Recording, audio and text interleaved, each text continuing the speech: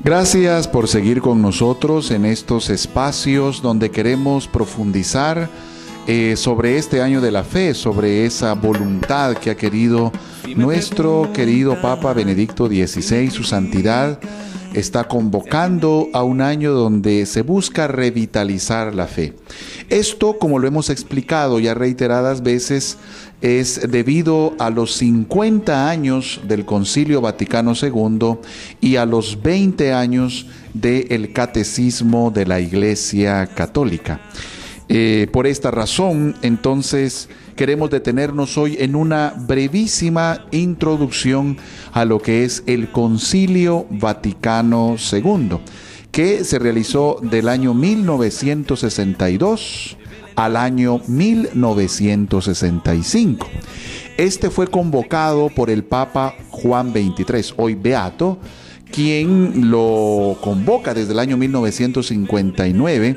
Él fallece a mitad del tiempo de que se está desarrollando el concilio y lo concluye Pablo VI, quien lo lleva a su conclusión y lo saca adelante en medio de una serie de controversias y dificultades que se dieron posterior al concilio, porque renovó el rostro de la iglesia. Como dice su mensaje, dentro de sus mensajes finales dedicado a los jóvenes, dice: hemos querido rejuvenecer el rostro de la iglesia.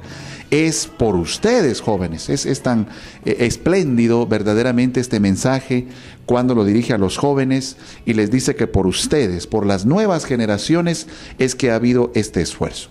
Entonces, del 1962 a 1965.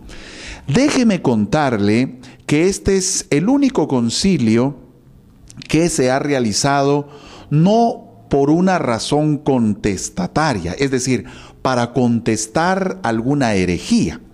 Por ejemplo, si nos detenemos en el Concilio de Jerusalén, que está en los Hechos de los Apóstoles, allí había una dificultad, un problema, una posible desviación que había que ponerse de acuerdo, y era un problema grave. Usted lo ha de recordar, el hecho de que San Pablo decía que quienes se convertían a la fe cristiana, siendo paganos, es decir, no judíos, no tenían que pasar por la religión judía para ser cristianos. Bastaba que tuvieran fe, bastaba que tuvieran esa certeza en Jesucristo. Ahí el problema era ese. Pensemos en un Nicea en el año 325, ahí era la herejía de Arrio. Él decía que Jesús no es Dios. Eso era la herejía y ese era el problema que enfrentó el concilio de Nicea.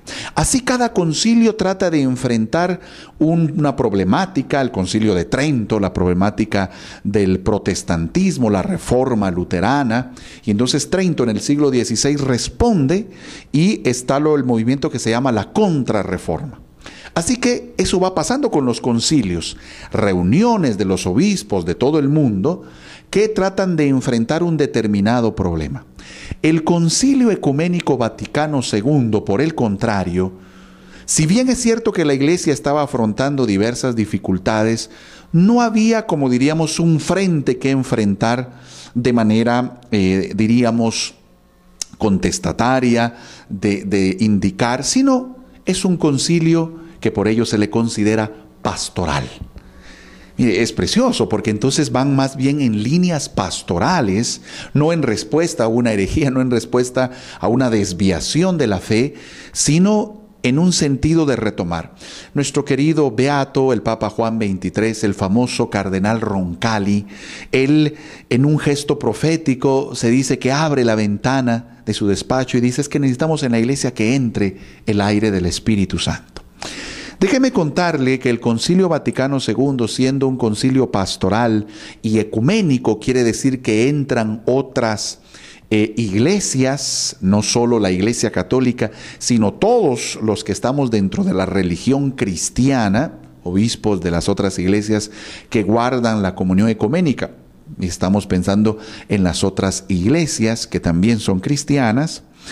Entonces, en este concilio se lograron llevar adelante 4 constituciones dogmáticas, 9 decretos, 3 tenemos declaraciones y finalmente mensajes. Esto es lo que compone el documento del Concilio Vaticano II.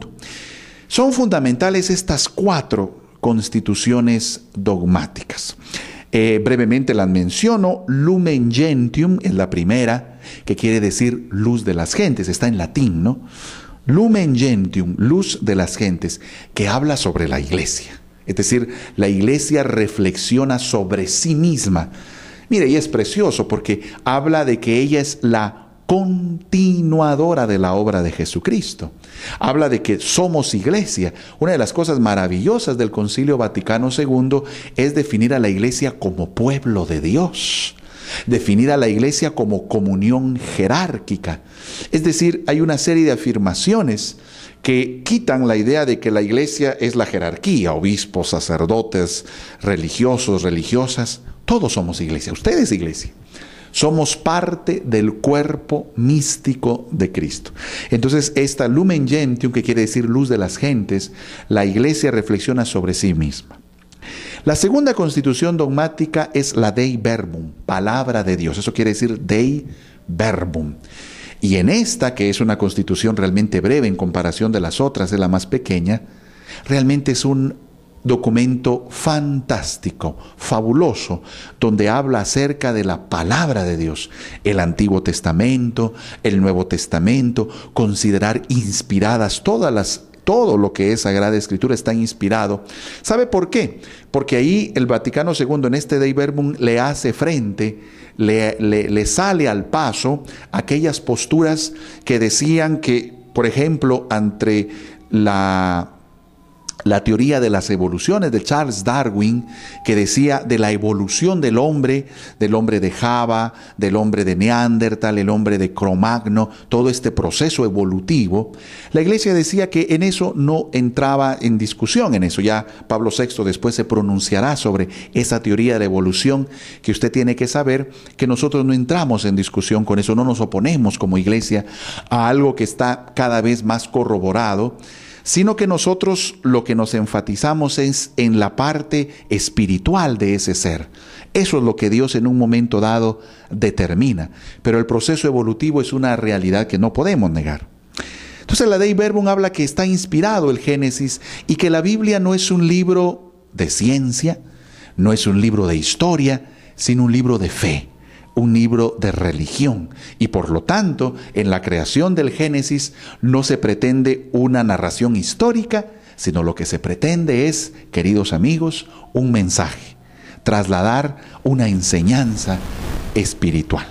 Así que la Dei Verbum habla de la palabra de Dios, habla de lo que nosotros entendemos como inspiración, que es una persona inspirada, habla del exégeta que hace un estudio científico de la Biblia, habla del agiógrafo, que así se le llama al autor inspirado, el que escribe.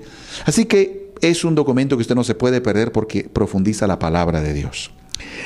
La tercera constitución, Sacrosanctum Concilium, que habla sobre la liturgia de la iglesia. Fíjese que esta constitución dogmática fue la que estableció que se celebraría la misa en el idioma de cada lugar. Gracias a esta constitución, hoy podemos ir a participar de la Eucaristía escuchándola en nuestro lenguaje, ya no en latín como era antes. Y algunos decían, bueno, y antes también el sacerdote se daba la vuelta, le daba la espalda al pueblo. Fíjese que debo aclararle que la teología antes del Vaticano II no era darle la espalda al pueblo, sino era todos de frente a Dios, también el sacerdote de frente a Dios. No es que la voluntad era darle la espalda, sino que todos estuviéramos de frente a Dios. Esa era la idea. Así que esta liturgia, este documento que habla sobre la liturgia, la SC número 11 es famosa. La Eucaristía es cumbre y fuente de la vida cristiana. Y finalmente, la constitución pastoral, Gaudium et Spes, gozos y esperanzas. Esto es la relación de la iglesia con el mundo. Ya no una iglesia que antes del Vaticano II se ponía como la santa y el mundo pecador, nosotros aquí los buenos y allá los malos, sino una iglesia que se pone no a condenar, sino al servicio del hombre. Una iglesia que está para promover los valores cristianos en la sociedad humana, que entra en la sociedad para ser fermento, porque ustedes son la levadura, dirá Jesucristo.